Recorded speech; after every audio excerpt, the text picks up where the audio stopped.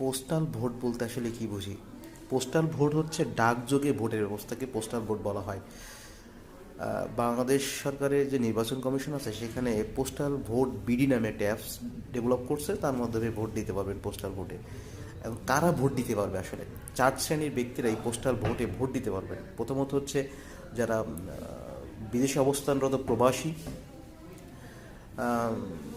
দ্বিতীয় হচ্ছে সরকারি চাকরিজীবীরা, তৃতীয় জেলখানায় অবস্থানরত কয়েদি ব্যক্তিরা, এবং চতুর্থ হচ্ছে সরকারি কাজে নিয়োজিত, অর্থাৎ ভোটের সময় ভোট কেন্দ্রে নির্বাচনের ডিউটিতে যারা নিয়োজিত, তারাই পোস্টাল ভোটের মাধ্যমে ভোট দিতে পারবেন।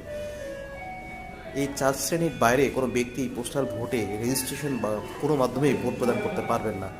রিটার্নিং অফিসার কর্তৃক প্রতীক বরাদ্দর পরেই পোস্টাল ভোটের মাধ্যমে প্রতীকে দেখে এবং কোন ব্যক্তি কোন আসনে কি দাঁড়িয়েছেন সেটা দেখে আপনি পোস্টাল ভোটে ভোট প্রদান করতে পারবেন। এটাই মূলত পোস্টাল ভোটের এক সারাংশ।